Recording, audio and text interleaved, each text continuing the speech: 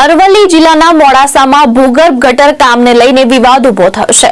મોડાસા બસ સ્ટેશનથી રાણા સૈયદ સુધી ચાલી રહેલું માર્ગ ખોદકામ બંધ રાખવાની માંગ ઉઠી છે।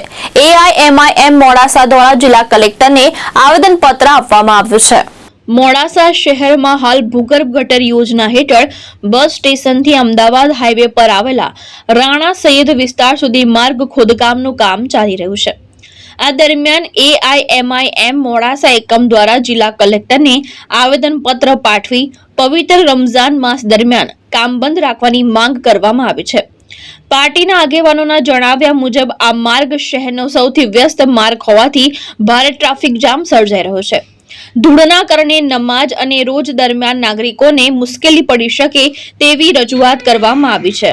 પાર્ટીના આગેવાનોના જણાવ્યા મુજબ આ માર્ગ શહેરનો સૌથી વ્યસ્ત માર્ગ હોવાથી ભારે ટ્રાફિક જામ સર્જાઈ રહ્યો છે। ધૂળના કારણે નમાજ અને રોજ દરમિયાન નાગરિકોને મુશ્કેલી પડી શકે તેવી રજૂઆત કરવામાં આવી છે। જિલ્લા તંત્ર દ્વારા આવેદનપત્ર સ્વીકારી યોગ્ય કાર્યવાહી કરવાની ખાતરી આપવામાં આવી હોવાનું જાણવા મળે છે। જયેશ પટેલ, દ્રષ્ટિકોણ ન્યૂઝ, માલપુર, અરવલ્લી।